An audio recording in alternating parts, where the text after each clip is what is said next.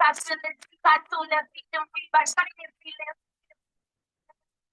ladies.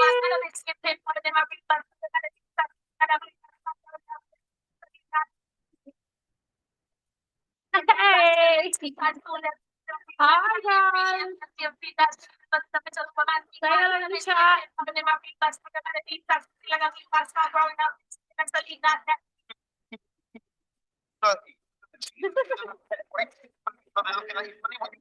How are you? Let me wind this down. How are you? Where are you calling in from? Where are you in the world? Let me know. And let me know what you're most excited about for this challenge. Introduce yourselves in the chat. Love to see you guys. Hey, hey. Seen some familiar faces, some brand new faces. Awesome, awesome to see. Hi, ladies. Whoop, whoop. Welcome to Sales the Leadership Standard. I'm so freaking excited that you're here. For all the ladies who are live with us and the ones who are catching the replay as well, I'm so freaking excited to be able to deliver this experience for you. Now, this is quite the experience. Something that when I was thinking up what I wanted to do to be able to create something completely unique, create something that's different, something that nobody's doing, nobody's seen before, and to be able to deliver excellence in a way that is really going to land for you guys, no matter where you're at in your journey, whether you're someone that's earlier, whether you're someone that's more advanced, because regardless of where you are, there's always things that we can be learning, improving, advancing. And one of my big passions is helping you guys to become excellent. Not just excellent at what you do, because that's your expertise, but in the way that you deliver it to create this excellent customer experience, and then being able to show that, demonstrate that in your marketing, in your sales, and getting that message out there to the world. Because it's one thing to be great, it's another thing to let people know how great you are. And we need both, right? And so when I was creating this new experience, I wanted it to be something that was new and exciting for me, and like helping you guys for free in a way that I've never done before, and it's like an exciting challenge for me to host this sort of experience, but also for you guys as the receivers of this experience, something that was new, something that was different, something that we just don't see people delivering to this level anymore because of the sea of surface level free experiences. And so I wanted to deliver something that was good enough to be a paid experience and allowed you guys to come learn completely for free. No obligation for you to be in my world unless you want to be in my world, but it allowed you to walk away from this experience with tangible takeaways, no matter whether you're someone who is more interested in one session or another, or you're more focused on strategy than identity right now, or the opposite, or someone that really is looking forward to that identity piece, but you've got the strategy down. No matter where you're at in your business, there's going to be so much for you to take away over the next couple of days throughout this experience. So loving that you're here. Let me give you a little rundown as to what to expect from the Sales Leadership Standard experience. So this is your fast track sales sprint. Over the next 24 hours, I'm going to be delivering 5 live sessions. It's just over 24 hours. It's actually like 27, but sounds more buzzwordy to say 24 hours. But it's over today and tomorrow. I'm going to be delivering 5 live sessions. So we've got this one, we've got one at 3 o'clock, we've got one at 6 o'clock. And then tomorrow on Thursday, we've got 12 o'clock and 3 o'clock as well. This is your fast track sales sprint to help you raise your standards, sign premium clients into your world, sell out your high ticket offers, and become the standard in your industry. So no matter whether you're early, whether you're advanced, whether you're intermediate, whether you've been doing this for 10 years, whether you just started and you've been doing it for 1 year or even 6 months, you get to position yourself and become excellent and be setting the bar as soon as you decide to set the bar. Nobody's coming to award you or say like, oh my God, you're best in class. You become best in class when A, you decide, and B, you position yourself to let everybody else know that's how you're moving and how the level that you're operating at. So over this 5 sessions, we're going to be going into the different core pillars for sales through business. so that you can go into each section and really analyze out of 10, or how excellent am I in that area? If I was to give myself a mark out of 10 for each of these 5 sessions, so encourage you both to come along live, watch the replays, attend all 5, and give yourself a score out of 10 across each of those pillars as to how well you feel you do that. So that you've got a really nice overview then, because there'll be some areas that you're really, really strong in and you're like, yeah, I reckon 8 out of 10 in that area. Like there's always room to refine and improve over time, but overall I'm pretty strong in that area. Versus there's going to be some that you're like, do you know what, I really needed this session today, or this was the bit that I really needed, this has really landed for me, or this is my area of, I'm not going to say weakness, but my area for improvement. My ongoing focus to improve in this area, because we've all got things to improve on, right? And what you need in different seasons will depend on you. It might be that you've nailed something in a previous season, but actually you've gone into a different iteration of you, and we now need to recap that same area, but at a more advanced level now. Or it might be that you've got that ticked off for now, and actually there's different pieces of the puzzle that now you've got the time, the energy, the capacity, and the expertise to be able to excel at that new area. It might have been that was either beyond your understanding, or you didn't have capacity to be able to advance it at the level that you wanted previously, but now you've got the capacity to do that. And so over these 5 days, we have got 5 sessions, so 3 today, 2 tomorrow, and I'm excited to dive in. So just to give you a little bit of background about why I decided to create this, aside from just wanting to be different, out there, industry leading, and to create a really fun experience for me as the host as well, because there's so many people doing like masterclasses, and I'm someone that's been doing masterclasses, challenges, boot camps, lives for 5 years now. And so I don't just want to do another masterclass. And I know if I was to promote it, I know you'd come along and get value from it. But we can do so much more. You decide the standard that you set. And so for me, who's been doing this 5 years, I want to create something far more experiential for you as my audience, so that you get such a different level of depth, expertise, who I'm like as a mentor, as a coach, a facilitator, and what it's going to be like inside my world, should you want to come inside my world. And there's absolutely no obligation to do so. For those of you who are watching along live or catching the replay already inside my world, welcome. Good to see you guys. So wanted to give you a little bit of why this challenge, why now? And truthfully, you guys already know that the online space has changed a lot over the past few years, but especially this year, because of a whole range of things. Partly that there's more and more people coming into the space.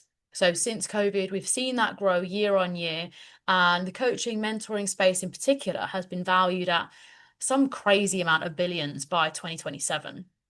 And so people who are working online, working remotely, building online businesses, building their online empires, that space has massively exploded. So there's more and more people fighting for attention. I'm going to say that because I firmly believe that when you're building a strong brand of your own, there is no competition. But the reality is that there's more people posting than were. So there is more noise in the space. So you've got more people competing for the same level of space inside news feeds, inside the online space, more people trying to grab your attention, which means that in terms of your buyers, your premium buyers, your high value buyers, they are also having their attention distracted by lots of other alternatives, options, offers, things to distract them all the time. We're really in an attention crisis. I remember reading Stolen Focus by Johan Johari back in 2023, I think that was. Really good book, highly recommend it, where he talks about how, because the social media platforms have been intentionally designed to steal our focus, the real crisis that is happening is an attention crisis, because nobody can concentrate for very long because of the way that we've designed technology. Now, I'm sure that for everyone listening to this, you know, as I do as well, I'm not saying that I'm perfect at this because I'm absolutely not. Um, but if you know that you get distracted easily, or that you open an email when it comes in, or that if a WhatsApp comes through, or you hear a ting, or like your Telegram goes off, how susceptible are you for either opening things when they pop up or staying on social media platforms when you're on them for longer than you plan to be on? Now, if you know that that's happening for you, that's also happening for your ideal clients. And it's nobody's fault. This is the way that we've designed technology. But if you know that your ideal clients are having their attention constantly pulled away from what you're doing, then what you're doing has to be great. Has to be great. Whether that's your paid offers, whether that's your free experiences, whether that's your marketing. In fact, all three need to be as good as possible. That's not to say, for my overthinkers, to be overthinking absolutely everything and hesitating before you put everything out. That's not what I'm saying, because you need to be visible. You need to be in it to win it. But what you do need to do is really focus on continuing to hone these skills, both as in creating something that's excellent and learning the marketing to show why it's excellent. There was a program on that I watched a couple of years ago. And again, I'm not someone that watches a whole lot of TV, but if it's on and it's something like there's valuable business lessons to learn, I'll give it the time of day. And there was a series called Undercover Billionaire. And in this series, they'll take a billionaire and put them to a place where they don't know anybody and they don't know where they're going. This is the key experiment. And also they give them a new identity. So they're not allowed to use their own name or brand or history as leverage. And they're basically just dropped into some rural town in America with only $100 to their name. So they've got a new name. They don't know where they are, and they've only got $100 and they've got 90 days to make $1 million. They haven't even got a house to stay in. Like it's completely, they're just dropped. It's a really, really good series because the first series just follows one guy throughout the experiment, and it follows him as in he'll be teaching business lessons to the camera as we're seeing the footage of how the experiment went. So there's loads of really good business lessons in there because even the billionaire has to go back to basics to be like, right, I've got 90 days to build something from nothing. I've not got my contacts. I've not got my phone. I've not got my name. Nobody knows who I am. What am I going to do to make $1 million in 90 days? So they really have to come because they've got no leverage. So there's loads of really valuable business lessons in there. Anyway, the second series followed 3 different people, each on their journey, one of them being Grant Cardone. Now, I'm sure that you all know that name. Might be a bit of a Marmite name for you in the sales space. Not everybody will like him, totally get that. But like him or not, you cannot say he's not brilliant at what he does. And so one of the things that he said when it was his time on the program was best known beats best. I'm going to say that again. Best known beats best every time. And what he means by that is the people who are really good at sales and marketing will always outperform and their businesses will do better than the people who are just good at what they do. Being good at what you do, but not being good at getting your message out there isn't enough. Now, is that true? Best known beats best? Yes. Are we also going to focus on becoming the best that you can be, best in class at what you do? Yes. Because when you can nail that, that does half the selling for you. You can be getting your own customers and clients, becoming your brand ambassadors when you're excellent at what you do. So we're going to be starting with that in this sales challenge. But we are also going to cover the bits at getting yourself best known so that you can be using both parts of that to have sales happening easily for you. Your sales should be happening easily for you because of you're great at what you do and you're great at telling people how you do it. So that's where we're going to start in this sales challenge. Coming back to why this challenge, why now? And the changes that we're seeing in the online space, particularly this year. I talked about a lot of people coming in the online space being busier. One of the other things that we're seeing a lot of, frustratingly now, is the use of AI through everything. We're seeing it in content, we're seeing it in messaging. I'm seeing it even in like coaches and mentors that I used to like respect quite highly for how good they were at messaging content. And I'm seeing even people that I had a lot of respect for using AI in their content because you can see it, and it really flattens the energy that they used to have. And so if even people that I've previously respected are now diluting their content with AI, it's no wonder we've got a trust recession going on. If people who are marketers, if people who are in sales, if people who know business are still just using this, tool to get things done quicker or easier, it's about finding the balance between knowing where to use AI to be able to speed things up versus compromising your brand. And so where now we've got so many people using AI for content, we've got people creating their programs using AI, we've got people creating their offers using AI. And so is it any wonder why there's a trust recession going on when there's just so much that is over marketed and under delivered? And that is the worst thing that you can do in sales, is to overpromise and underdeliver. And there's a hell of a lot of overpromising going on. And this part of the reason why I created this experience is strip away all of the stuff, strip away the slides, strip away the prompts. You'll soon start to see who are the ones that can deliver excellence consistently versus the ones who are using AI or somebody else's messaging, or lifting things from their coach and like siphoning their energy and messaging and just being a cardboard cutout of somebody else. We're soon going to see the difference, and I think that we already are, the difference between those who are good at pretending versus the ones who are excellent at delivering. It's no longer good enough to be good at just messaging and positioning yourself as someone reliable. Your service will speak for itself. And now that so many people are using AI for your messaging, for people's messaging, we really need to focus on you becoming the best at what you do and how you deliver it and how you get your client results, so that that is speaking for you. Your clients are speaking for you. Your clients are becoming your brand ambassadors, and that is speaking so much stronger than your messaging ever could. Okay. So yes, I am sick and tired, as Anastasia says. Little 90s baby. I'm sick and tired of hearing about people's subpar experiences inside coaching containers or offers where they felt that they were sold something that wasn't received or delivered. People felt like they didn't get the experience that was positioned, or that they were led to believe, like the actual reality didn't live up to the hype. We're not about that.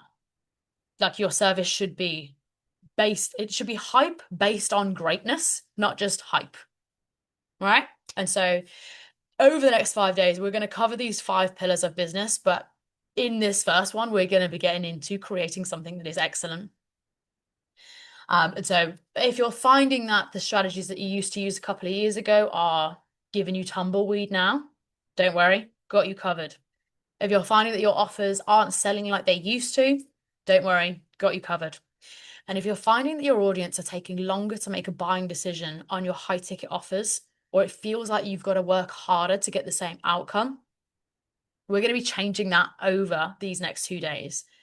So over the next 2 days, we have got 5 live sessions. We have got this one kicking off now. We've got the 3 o'clock one. We've got the 6 o'clock one today. And then we've got 12 o'clock and 3 o'clock tomorrow. We have got number 1, first up, is your service, as in delivering something that is excellent, creating a premium offer that is levels above what you see being delivered and is just positioned in a way that it's in this lane of one. It's not comparable to anything or anything else on the market, therefore making it an easy yes from your premium buyer. Sales become effortless when you become incomparable. Yeah? And so just as a heads up about what's coming as well, at 3 o'clock, we've got your messaging and positioning. So creating you into an authority, or heightening you as an authority into your space through your messaging and positioning. This is you getting best known. Then the third one today, we have got your embodied leadership, being someone that people are happy to invest 5, 10, 15, 20, even 30, 40, 50K in for your private spaces or your high ticket or long-term spaces. And they're happy to do that because you are so embodied in your leadership, in your groundedness, in your certainty, that making those high level investments isn't scary or something that they need to sit with for ages because they're so certain in you. So that's the third session today, happening at 6 o'clock. Then we've got tomorrow, 12 o'clock is your main character energy edge. So this is the thing that you are internet famous for, both in person and online, your unique main character energy thing, the thing that you own and are known globally for. Then we've got the strategy piece happening tomorrow afternoon. So this is your strategy to scale to 50 to 100K months by the end of this year. We're looking at content, we're looking at systems, we're looking at processes, your actual strategy to scale month by month, so that by the end of 2026, you know exactly how to get there from here, from the end of January, sorry, start of February, no matter where you are. Okay, so that's what's happening over the next 2 days. There's 3 parts to this session. So session 1 is all about building a premium offer that makes high value buyers say yes. We're breaking it down. Number 1 is sales as a service. Number 2, we're going to talk about what makes a high value buyer. And then number 3 is actually building your premium offer. So into this first bit, sales as a service. The reason why I wanted to start with this is because there's not enough focus on creating something that is brilliant to begin with. There's so much focus on, and I get it, you know, I'm sales, I'm marketing, I'm business. There's so much emphasis on how do I create content and how do I do this and how do I, like all the front of house stuff of getting the message out there, that a lot of people completely lose track of how to create something that is so brilliant that not only do all of the clients in your world get incredible results, but that the ripple effect of that is that they want to go and share it with more people to tell them about their epic results. And they want to go talk on you about you on social media. They want to go share about you in the groups that they're in and in the private chats that they're in, and in the girl chats that they're in, or the DM chats. They want to go and share about how you changed their life. There's not enough emphasis on that. How are you changing people's lives? How are you getting them incredible results? Whether you are someone that helps people with, for example, you might be a doula helping people with their pregnancy and birth. You might be someone who is a yoga and mindset coach and facilitator. You might be someone who is a breathwork expert. You might be someone who is a somatic dance, for example, or somatic movement. You might be someone who is a spiritual coach. Whatever your niche is and like your area of expertise, how are you focusing on making it brilliant? Little backstory here, I've never felt like I'm selling when I'm selling because I've always led with service. When you're really passionate about what you do, it will never feel like selling because you are so excited to talk about that thing and how you can help people and why it's amazing, and you know, if they want to get involved, what that would look like for them and what it's looked like for other people who've already been involved. When you're genuinely passionate about that, you're just talking about what you do. It'll never feel like selling because you're just talking about something that you love and something that you're passionate about, and you know that the person who's listening to it or watching it or receiving it, what their actions are with what they do with that doesn't matter, because whether it's they take action and come into your world, or whether the next person takes action and comes into your world, or whether the 10th person takes action and comes into your world, it doesn't change your love of what you do. It has no reflection on your groundedness, your level of expertise, how you feel about what you do. You could have 10 no's in a row and it wouldn't change how much passion you have for that thing and how you're going to continue to talk about it with other people who, and find your people who do share that passion and who want the results that you can offer. And so, taking you back to my corporate London days, when I first started in sales, I joined a team where everybody was really highly sales trained, and I was actually the guinea pig in the office who had got no sales training, and I was put onto an event. Now, this event was already the best in the industry. So it had won the awards, it had got like the biggest venue, we'd got the highest footfall, we'd got all the best magazine partnerships, all the best brand deals. So even though I'd got no idea what I was doing when it came to sales conversations, and I was speaking to really high level people, I'd be having to call MDs, group CEOs, all mostly men, all very senior level men, all leadership teams. Me, as young female, just moved to London with no real sales technical ability, and just have to call them and tell them about the event. And that's basically what I did. There wasn't a lot of expertise. If you can relate to this, if you've been in sales, or if at least if you've been new in your industry and done a little bit of like, I'm just gonna talk and hope that it lands, let me know in the chat. And so that's what I did. I would just hear what people had to say, learn what it was that they were looking for, tell them what the event was and how it could help them with what they were looking for, and they would buy. And they would spend anywhere from 3 grand through to 20 grand through to 50 grand, and in some cases over £100,000 on a 3-day event. My mind was blown.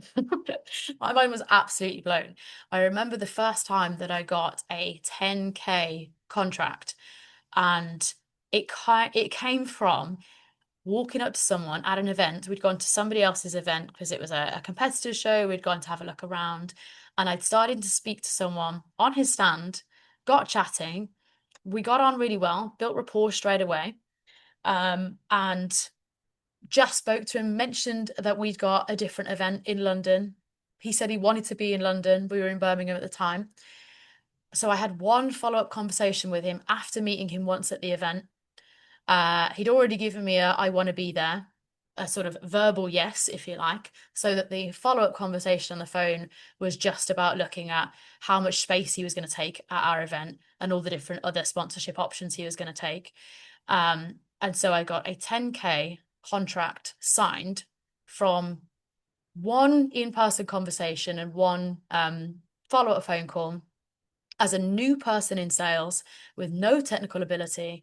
I was super early in the company. I was probably still on probation at that point, and I landed a 5-figure client into our event.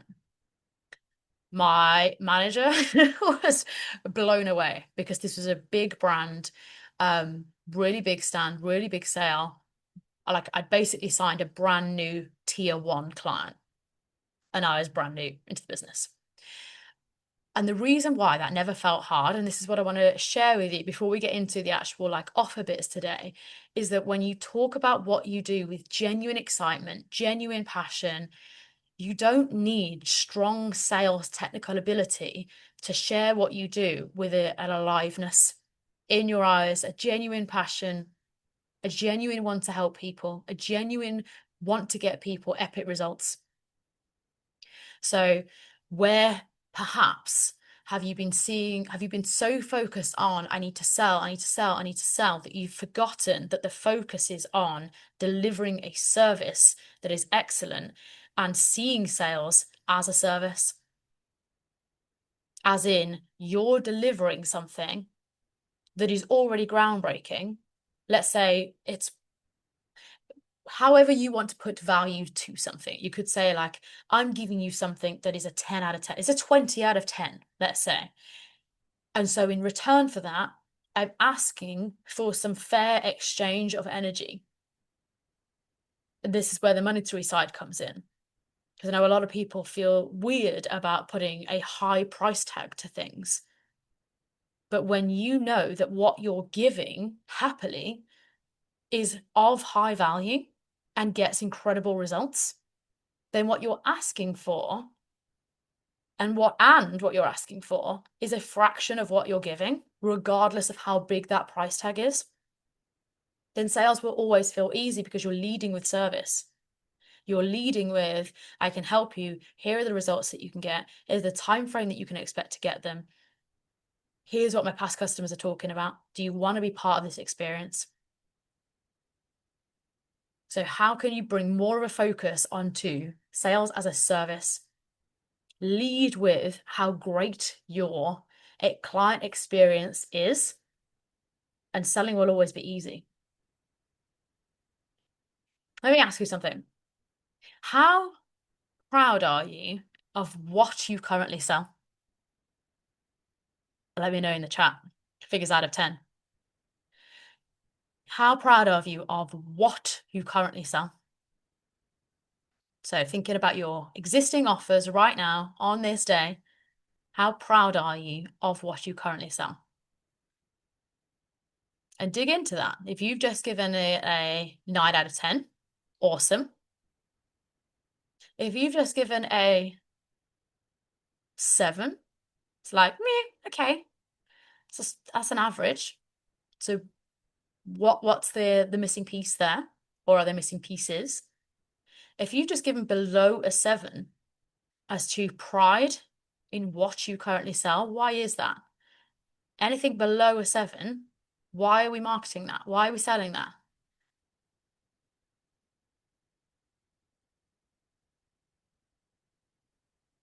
Take a few minutes to, jot down some bullet points of the answer you've given. How proud of you of what you currently sell?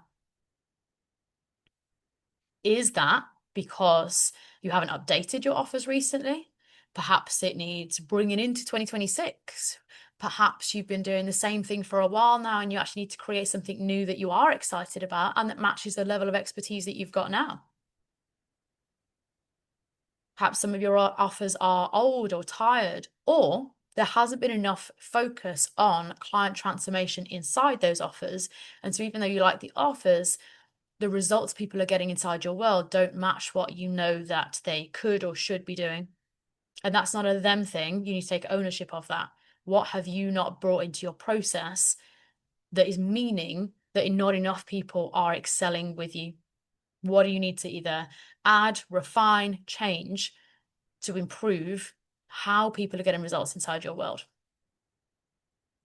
And then second question for you, how proud are you of how you currently sell? Give me a score out of 10 there. How proud are you of how you currently sell? So question 1 was of what you sell, and question 2 was how proud are you of how you currently sell? Scores out of 10. Coming into, well, reflecting sales as a service. I think there's been a real shift in how people see sales, and so much has gone on to your messaging needs to be perfect. You need to be word perfect, and it all be about hooks and context and summaries and call to actions and being word perfect. Now, is that stuff important? Yes, it is, and we are going to cover it in our second session today. Is it the be all and end all, and is it what you need to be focusing on rather over being excellent? No. There's a forgotten art of being excellent. Where have you not refined, either at all or not recently, the level of client experience that you're delivering? Because if you focus on delivering an excellent customer experience, more sales would be happening far easier, far easier. I forgot what the stats is of when a client comes to you through a referral, but it's significantly higher. It's something like they're 5 times more likely to sign with you because they've come through a referral of your existing client. So from a sales perspective, especially if you're someone that's been really focused on attracting new customers, where are you sleeping on such opportunities? Because your existing customers could bring you so many more other new customers. Are your existing clients working hard enough for you? And if not, let's get them. If people are having a great time in your world and they're not talking about it, encourage them to talk about it. You're sat on a golden opportunity in terms of sales here. You can have so many more referrals coming into your world if your existing clients were being brand ambassadors as much as they could be. Where have you not asked your existing clients either to go refer you? Who else do they know that's either in a similar position, or who else is like them? Who could they bring into your world through like one conversation, one referral? Who else do they know? Your existing clients should be your brand ambassadors for your business. When you focus on being excellent and your clients are getting excellent results in your world, they will bring you more clients. And signing those people, obviously assuming they're a good fit, will be so much more easier than all of the effort that is going into finding new clients. This is what I say, as in, your next client is only ever one conversation away from you. It's likely for a lot of you that you're sleeping on so many new clients just because this part hasn't happened yet, or it hasn't happened recently, or it hasn't happened enough. Where are your existing clients not working hard enough for you? And the thing is, if they've genuinely received a brilliant service from you, they'll be happy to go and have these conversations. Anyone that I've asked to have these conversations of, I've asked someone who they'd refer me to, or would they mind mentioning me to people that they know would be a good fit, or is there a group that would be a good fit that they could post something in, or could they share me to their stories, for example, or could they come on video with me and we could do an Instagram live together and we talk about their experience? Or could they create a video for me that I can use on either in my marketing or on a sales page to talk about that program that they were in? Where could you be getting more ambassadorship, if that's a word, from your existing clients to bring you new clients, new qualified, right fit clients into your world? This is where I'm saying the forgotten art of being excellent. If you spent more time looking after your existing people, they will bring more people to you. So ask yourself here, how many people are referring you right now? How many people have been referred to you in the last few months? When was the last time someone came to you because they heard about you through one of your current or past clients? I'm going to share something else with you here. Again, not someone that watches a whole lot of TV, so if I do, it's going to be valuable because I'm a very much if you put shit in your brain, you will get shit out. If you put quality in, stuff that inspires you, you will continue to stay inspired. So I only watch stuff that either I get to learn from or be inspired by. And so there's a series called Owning Manhattan. If you've watched it, let me know in the chat. It's an absolutely brilliant series. It's about real estate in Manhattan, and the owner of this company, we're watching this company who they start off as the sort of underdog. They're not like a leading real estate brand, but they do really premium or really iconic homes in Manhattan.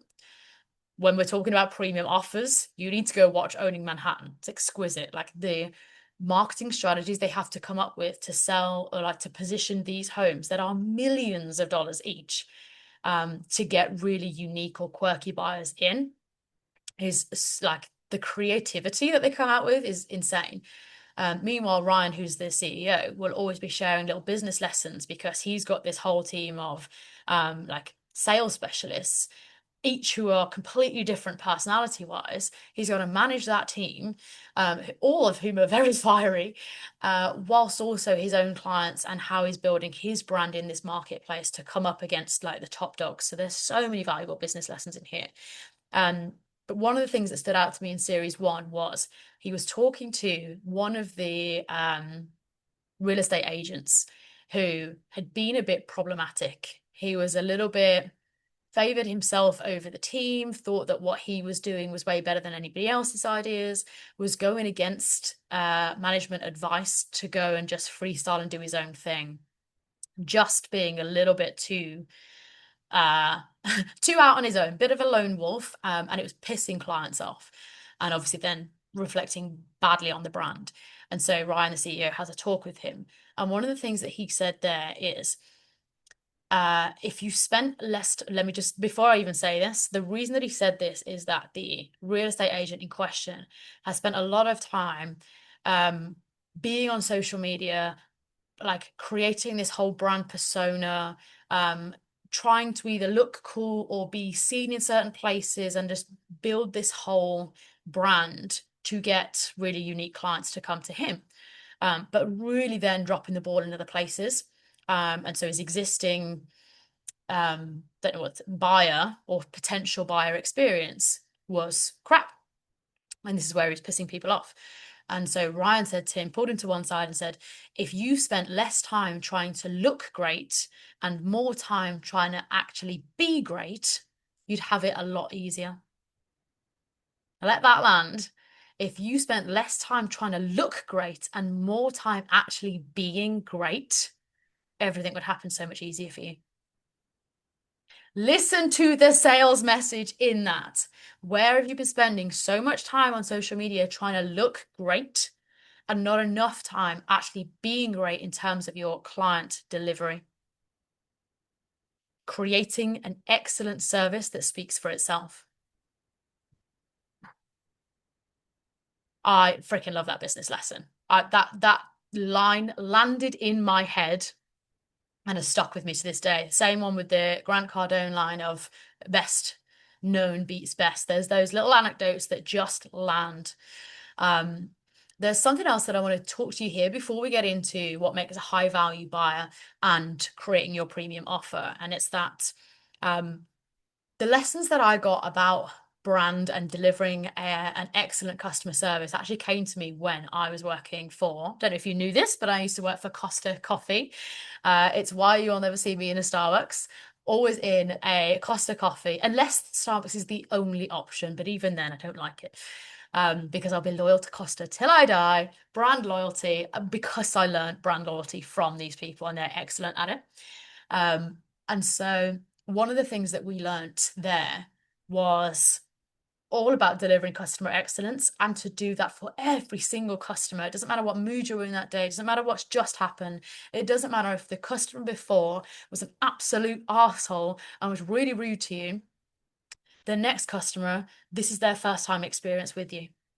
It does not matter what's just happened in your day or what's just gone wrong or who has let you down or something's just broken or something's not gone to plan.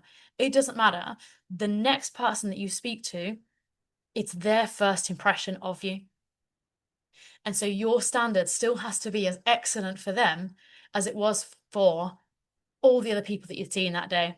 Now, for context, I worked in a Costa in a shopping centre where we were busy all day, every day, from 7 a.m.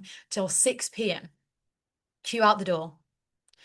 And so it was tiring. And yet, this is where I got my customer service skills from, is that your service had to be excellent. Every new person was a new opportunity to create a brilliant first impression. And I had to do that all day for 12 hours a day. But one of the things that they actually taught in Costa was that I don't know if there's a word for this, but like I guess it's detractors and whatever the opposite of that is, like basically people who talk positively of you versus the people who will talk negatively of you. And one of the things that they taught us was when it comes to customer experience, if people have a good experience, they might, not will, might refer you to 1 in 10 might refer you. 1 in 10 people who've had a good experience might refer you and might talk about you in other conversations and bring other people to the brand. 1 in 10. However, wait, am I getting this wrong? I'm not thinking of it. It's 1 in 10 and 1 in 3. I think that it's that only 1 in 10 will talk good about you if they've had a good experience. Now flipping with two different things, but it's 1 in 3 who've had a bad experience will talk badly about you outside. Basically, or it's that one person will tell 3 people that they've had a bad experience. Okay, my numbers muddled up. Essentially, it's that the people who've had a negative experience are far, far likely, more likely to share that they've had a bad experience with more people versus the people who've had a good experience. So in terms of power, in terms of virality, in terms of like the potential impact of that one bad experience. And now you put that into, scaled programs or scaled offers or multi-people experiences. If one person has a bad experience, the ricochet of that they share that with, versus when they've had a good experience, how they don't usually share that or won't share it anywhere near as often. So that was a really valuable lesson that I got from Costa, good old Costa coffee. And it was the same when we worked in corporate London, where we did NPS scores, net promoter scores, where like random selections of people were interviewed and asked for their experience and given a score out of 10. I think they might have rated themselves actually, and given us feedback. And anything below, I think it was 8 to 10, scores out from 8, 9, and 10 out of 10, they're your promoters. They will talk well about you. They will advertise for you. They're your brand ambassadors. So 8 to 10 is what you're aiming for. Like that's the minimum. Anyone that's in a 6 to 8 out of 10, they're your ambivalent. These are the people who they've had an okay experience, but they're not particularly bothered. They won't talk good or bad about you. They probably won't talk about you. They're ambivalent. They're not loyal to the brand. They might have done okay, but they're happy to go shop somewhere else or go somewhere else. They're not going to stay loyal to you. That's 6 to 8 out of 10. And anything below a 6, they're active detractors. Anyone that is a 6 or below is actively talking bad about your brand. Oosh. Now, was that a wake-up call for you? I hope not, because I hope that you're delivering at least an 8 out of 10 and above service as a standard, as a non-negotiable. But if that was a wake-up call for you and you feel like, do you know what, I've spent so much time posting content and getting visible online that actually my lived experience for my clients is less than an 8 out of 10, you need to readjust that balance immediately. So coming into some questions before I move on to section 2 of what makes a high value buyer. So some questions. How are you currently creating impact with your offer or service?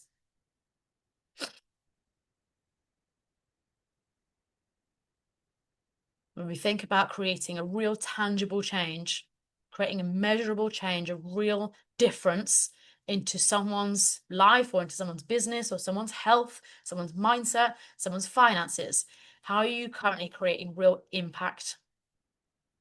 How are you making sure that that impact is experienced?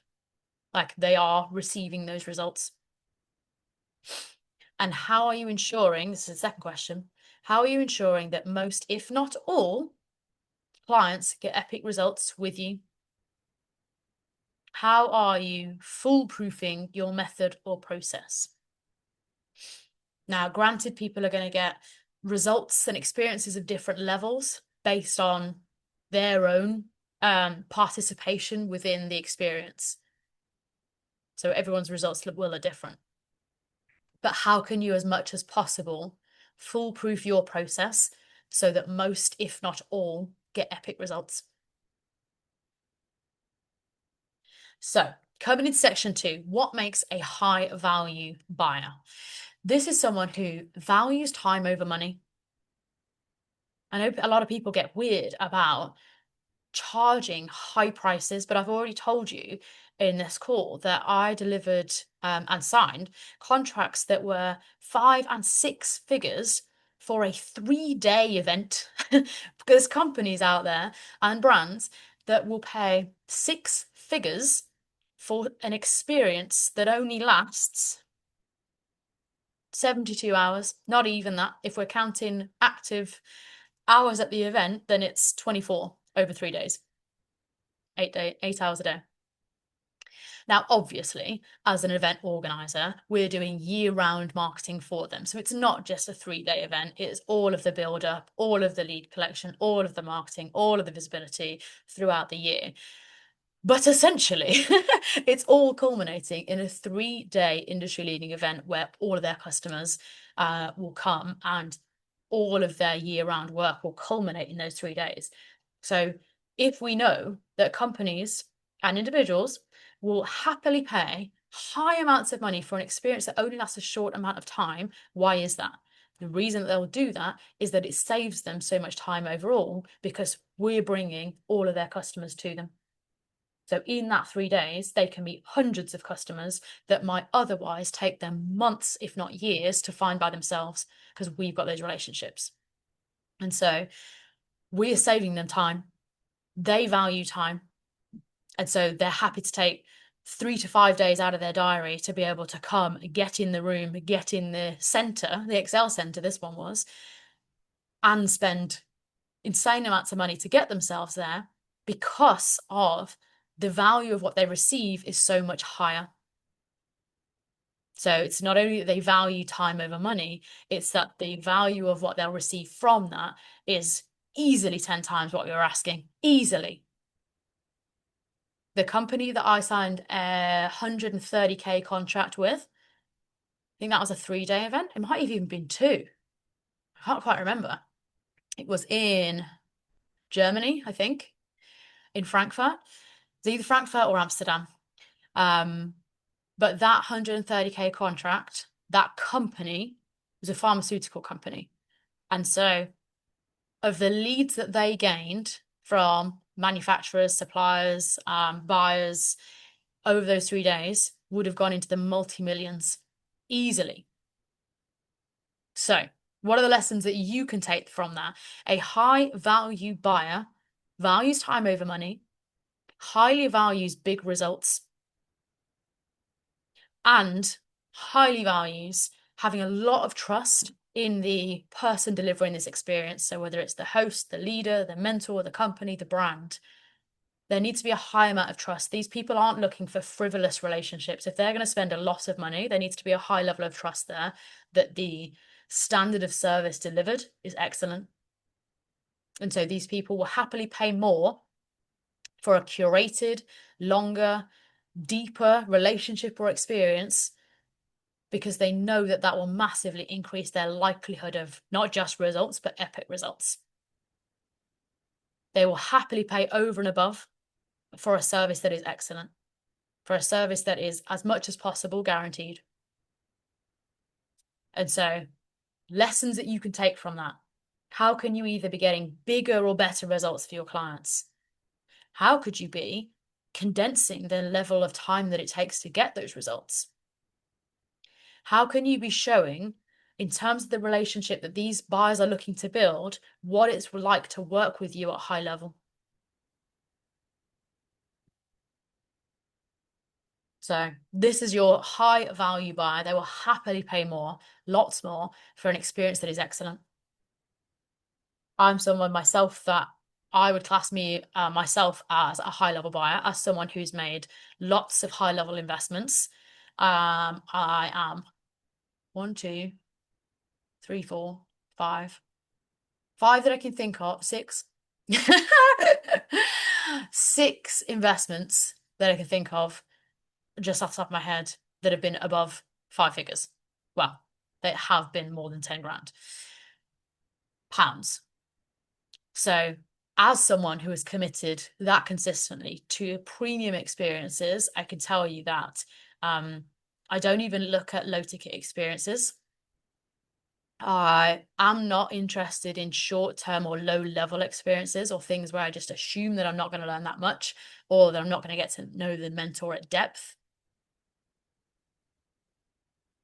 I don't see it as unless I see it as a really great value of my time, it's not worth it, even if there's only a small price point attached.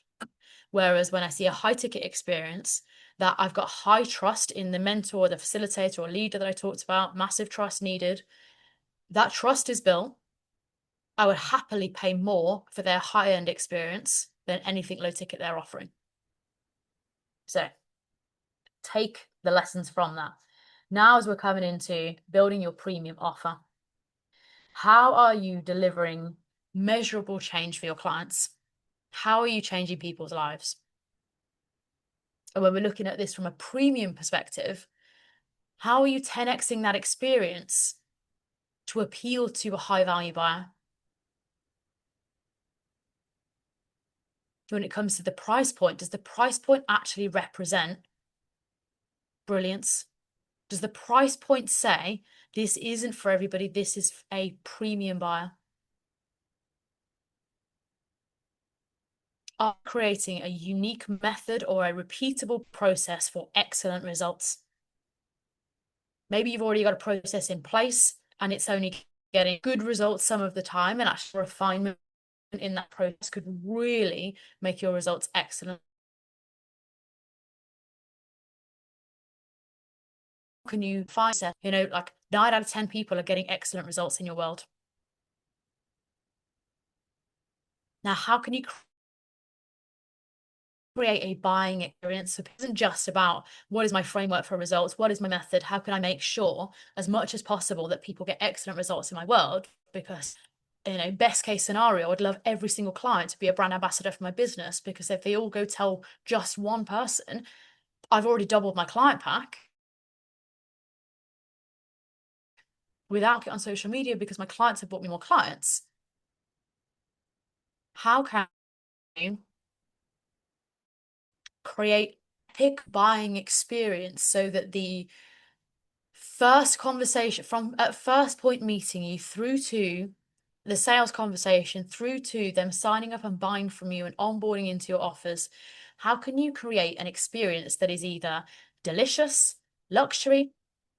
It's like an unwrapping, an unboxing of something that feels like a VIP experience. It's wrapped in a bow.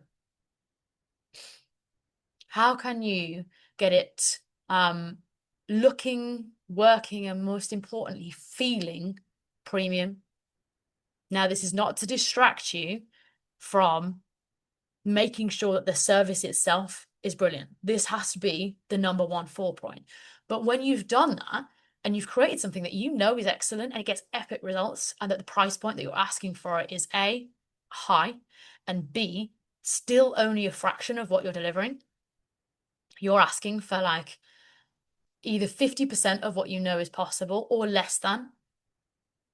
If your ask the price point is only 10% of what you know that they'll gain, that is a no-brainer offer. But even at 50%, if somebody knows that, let's say they're going to pay 20K, but that they will make 40K, then it's still a no-brainer, even at a 50% ask. However, if you were to bring it down to a 20% or 10% ask, and somebody can see that what you're asking for is a 10th of what they're going to get, even more of a no-brainer. So what is that price point for you? And coming back to that buying experience, the price point is one thing when we look at, positioning and creating this premium offer. You want the price point to be showing this is for premium. This is for my VIP clients. This isn't for everybody. It's for people that really value excellence, high level expertise, a built relationship. You value depth. You value brilliance. You value 10xing your possible results. You're not looking for something short term, simple, shallow. And that's not for everybody. That's the whole point. This is a premium experience. This is the VIP room. You can have either other offers or leave that to other people, and you only offer premium within your business. There's the general rooms of the restaurant or the club, and there's the VIP space. Your premium should be your VIP space. So how can you roll down the red carpet for these people?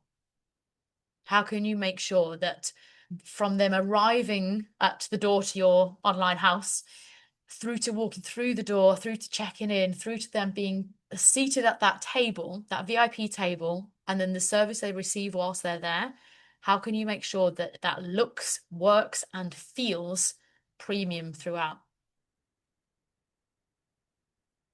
Oh, this is juicy. Let me know in the chat if this is landing for you. Now, we talked a little bit about this buying experience. I'm going to touch a little bit on branding because I do feel like branding is important. When you're looking at the branding of your offer, your people can get excited about something from how it looks and feels. And so whilst we're not taking we're not focusing on this over the service, that's always the primary. But what we are doing is when we know we've got something that is excellent, it deserves to have nice wrapping that represents the excellence inside. Think about when you go jewelry shopping and do, I'm thinking of Love Actually when he buys the necklace and it goes inside the bag and then there's all the little things sprinkled on top and then the bow and the like piece of lavender or whatever it is that's like all of that beautiful packaging. It's a premium experience, an unwrapping experience to get to the actual gift inside, albeit it was given to the wrong person, but hey, that's Love Actually. Now, so how can you create that same experience for your buyers? One of the ways that you can do this is through the branding of the offer. So is the branding from the fonts that you're using, from the messaging that you're using, from the tagline through to the imagery, through to the colors. How does that either get someone excited? How does it show depth or seriousness or high end or joy? Or what are the emotions that you want someone to feel when they're inside your presence? Does your current branding show that? If not, let's get your offer branding, making sure that people know from the branding and the look and feel of it through to the experience, through to the price point, they're seeing this is a premium experience. Do all of these things, both from how it looks, feels, and works, through to the experience inside.